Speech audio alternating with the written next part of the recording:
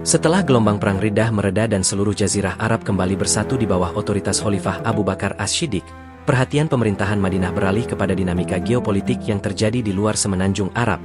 Dua kekuatan raksasa dunia, Kekaisaran Persia Sasaniyah di timur dan Kekaisaran Romawi Timur, Bizantium, di barat laut, selama ini menjadi kekuatan politik, militer, dan ekonomi yang mengelilingi Arab dari dua sisi. Kedua imperium ini sudah berabad-abad menjadi pusat peradaban besar yang memegang kendali atas jalur perdagangan, kota-kota utama, serta pengaruh budaya dan agama. Namun pada saat itu, keduanya berada dalam kondisi melemah setelah puluhan tahun perang besar antara Persia dan Romawi selama akhir abad ke-6 dan awal abad ke-7.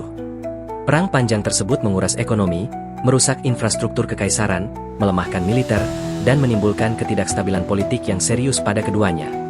Kondisi inilah yang memungkinkan munculnya kekuatan baru dari wilayah yang selama ini dianggap pinggiran, negara Islam yang baru bersatu.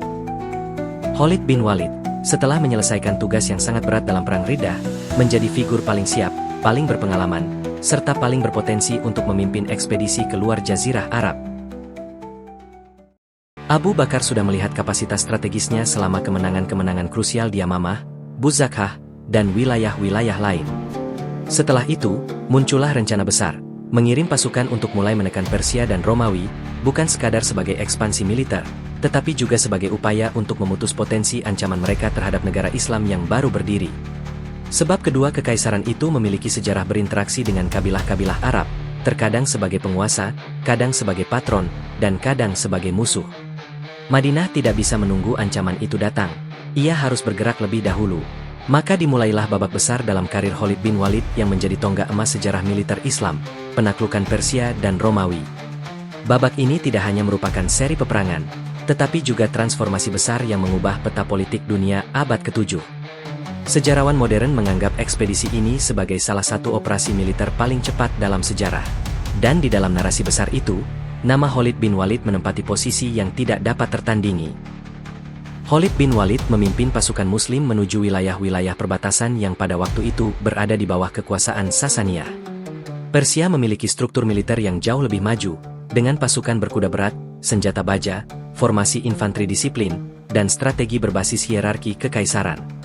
Dalam literatur klasik, Persia dipandang sebagai kekaisaran yang besar, kaya, terletak di pusat Asia, dan memegang tradisi perang yang sudah matang sejak era Darius dan Xerxes. Namun kini kekuatan mereka sangat rapuh akibat konflik besar terdahulu. Sistem politik di Istana Persia dipenuhi perebutan kekuasaan setelah terbunuhnya Khosrow II, dan para jenderal Persia saling bersaing dalam mempertahankan wilayah. Disinilah keunggulan strategi Khalid berperan. Ia tidak bergerak dengan pasukan besar seperti lazimnya kekuatan imperium, melainkan dengan mobilitas tinggi, komunikasi taktis yang fleksibel, dan kemampuan membaca kelemahan musuh. Ia bergerak menuju wilayah Irak bagian selatan, yang pada masa itu merupakan daerah pertemuan antara orang-orang Arab yang tinggal di sana dengan otoritas Persia. Penduduk wilayah tersebut banyak yang tidak puas dengan kontrol Persia, khususnya kaum Arab suku-suku kecil yang merasa tertindas oleh pajak berat dan kebijakan otoritas lokal. Ketika pasukan Muslim datang dengan disiplin dan etika militer serta membawa ajakan Islam, banyak penduduk setempat melihat peluang untuk membebaskan diri dari kendali Persia. Pertempuran pertama yang menguji kekuatan Khalid berlangsung di wilayah titik penting seperti Ubulah dan wilayah gurun selatan Irak. Namun pertempuran besar pertama adalah pertempuran Kazimah, yang dipimpin oleh jenderal Persia bernama Hormuz. Dalam catatan sejarah, Hormuz terkenal sebagai pemimpin yang sombong dan kejam, serta sangat membenci bangsa Arab. Ia menantang Khalid bin Walid untuk duel 1 lawan 1, tetapi pasukannya melakukan pengkhianatan, mencoba menyerang Khalid di tengah duel. Namun pasukan Muslim segera membentuk barisan pelindung sehingga rencana itu gagal. Kemudian Khalid bin Walid berhasil mengalahkan Hormuz dalam duel dan memimpin pasukannya menghancurkan formasi Persia. Pertempuran Kazimah adalah pembuka besar bagi kemenangan-kemenangan berikutnya. Setelah itu, Khalid bin Walid bergerak cepat menaklukkan beberapa kota penting seperti Mazar, Walajah, dan Ulais. Di Mazar, pasukan Muslim mengalahkan gabungan pasukan Persia dan Arab Kristen yang menjadi sekutu Persia. Di Walajah, Khalid menerapkan taktik gerakan sapit kepiting, yang pada masa itu merupakan manuver militer brilian. Ia memancing pasukan Persia ke tengah medan, kemudian melingkari mereka dengan kavaleri cepat dari dua sisi hingga gerakan musuh terkunci. Manuver seperti ini biasanya digunakan oleh tentara-tentara imperium besar seperti Roma atau Persia, Tetapi Khalid menerapkannya dengan presisi dan keberhasilan yang mengejutkan para sejarawan. Di Ulais, pertempuran mencapai intensitas brutal. Banyak prajurit Persia gugur hingga sungai di dekat lokasi pertempuran disebut-sebut memerah oleh darah. Meski catatan tersebut bisa hiperbolik secara literer, tetapi gambaran betapa kerasnya pertempuran itu cukup menggambarkan tekad Persia dalam mempertahankan wilayah, serta ketegasan Khalid bin Walid dalam menjalankan operasi militer. Setelah rangkaian kemenangan ini, banyak kota di Irak bagian selatan menyerah kepada pasukan Muslim, di antaranya Hira, salah satu kota penting secara ekonomi dan budaya. Para bangsa Arab Kristen dari Bani Lahem yang selama berabad-abad hidup di bawah proteksi Persia mulai membuka pintunya kepada umat Islam. Mereka memilih tunduk secara damai, membayar jizyah, dan menjaga wilayah mereka tanpa gangguan. Hal ini penting secara strategis karena mempercepat kontrol Muslim atas wilayah Irak, tanpa perang panjang merusak infrastruktur. Khalid bin Walid kemudian menguasai seluruh dataran luas dari Irak Selatan, termasuk wilayah Anbar dan Ainut Tamr. Di Anbar, ia menghadapi komandan Persia yang terkenal dengan pasukan pemanah bermata satu, yang disebut Udzun al-Qonas. Khalid memimpin pengepungan dengan strategi kombinasi antara diplomasi dan tekanan militer, hingga pasukan Persia menyerah. Di Ainut Tamr, ia menang besar atas pasukan Persia yang bersekutu dengan pasukan Kristen Arab lokal. Namun satu momen legendaris dalam ekspansi ke Irak adalah perjalanan Khalid melintasi padang pasir gersang menuju Dumah al-Jandal untuk menolong pasukan Muslim yang tertekan. Perjalanan ini disebut Safarat al-Khalid, ekspedisi padang pasir yang hampir mustahil dilakukan pada masa itu. Khalid bin Walid membawa pasukan melalui jalur yang sangat kering, memanfaatkan unta-unta cadangan yang dijadikan sumber air, serta bergerak cepat dengan operasi gerilya. Kecerdikan ini membuatnya mampu tiba di Dumah sebelum musuh menyadari kedatangannya. Kemenangan di Dumah al-Jandal memperkuat reputasinya sebagai komandan dengan kemampuan mobilitas tertinggi pada abad itu. Setelah menyelesaikan stabilisasi Irak, Abu Bakar memindahkan fokus ke wilayah Syam, wilayah di bawah kekuasaan Romawi Timur, Bizantium. Kekaisaran Romawi pada masa itu secara militer masih kuat, tetapi mengalami krisis moral, ekonomi, dan politik akibat konflik internal serta beban perang panjang dengan Persia.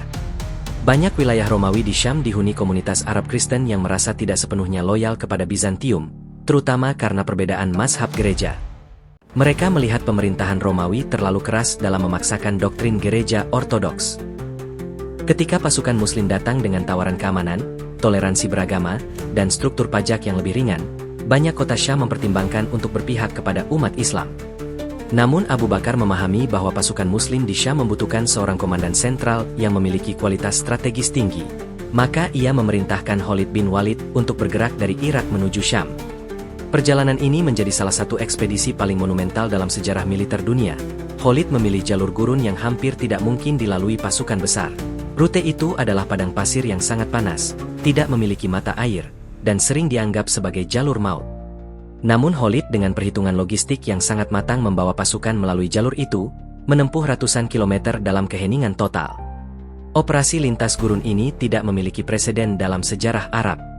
Ketika Khalid tiba-tiba muncul di wilayah Syam, pasukan Romawi terkejut total.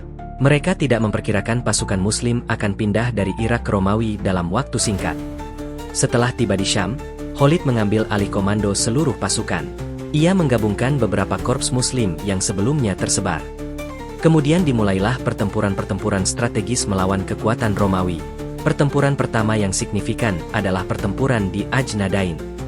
Romawi mengirim pasukan besar dengan formasi standar infanteri berat, kavaleri berperlengkapan lengkap, serta komandan-komandan berpengalaman. Namun strategi Khalid memanfaatkan fleksibilitas kavaleri Arab mampu mematahkan kerapatan formasi Romawi. Ajnadain menjadi kemenangan besar yang membuka jalan ke beberapa kota utama Syam. Setelahnya, kota-kota seperti Busra, Damaskus, Baalbek, dan Hims menghadapi kekuatan Muslim. Di Busra, kota pertama di Syam yang menandatangani perjanjian damai, Khalid memimpin operasi yang menggabungkan pengepungan dan diplomasi. Di Damaskus, salah satu kota terbesar dan paling strategis di Syam, pengepungan berlangsung panjang. Khalid menempatkan pasukan di beberapa gerbang untuk menekan pertahanan kota. Ketika akhirnya terjadi negosiasi damai di satu pintu kota, gerbang lain terbuka karena pasukan Khalid menerobosnya. Namun karena pasukan Muslim menghargai perjanjian yang dibuat oleh salah satu korps Muslim, mereka memperlakukan kota sesuai kesepakatan. Kejadian ini menjadi salah satu bukti integritas hukum Islam yang membawa simpati penduduk Syam. Namun puncak karir Khalid bin Walid dalam ekspedisi Romawi adalah pertempuran Yarmuk. Pertempuran ini berlangsung di lembah Yarmuk, dekat perbatasan Syam-Palestina. Romawi mengerahkan pasukan terbesar mereka di Syam, pasukan multinasional yang terdiri dari Romawi, Armenia, Slavia, dan pasukan Arab Kristen. Secara jumlah, mereka jauh lebih besar daripada pasukan Muslim. Sejarawan memperkirakan komposisi itu mencapai puluhan ribu prajurit bersenjata lengkap, termasuk kavaleri berat yang terkenal kuat. Khalid menyadari bahwa momen ini akan menentukan seluruh masa depan ekspedisi Syam. Ia mengorganisasi ulang struktur pasukan Muslim, membentuk sayap kanan, kiri, tengah, dan unit cadangan yang dipimpin langsung olehnya. Strategi Yarmuk tidak hanya soal kekuatan fisik, tetapi juga psikologi.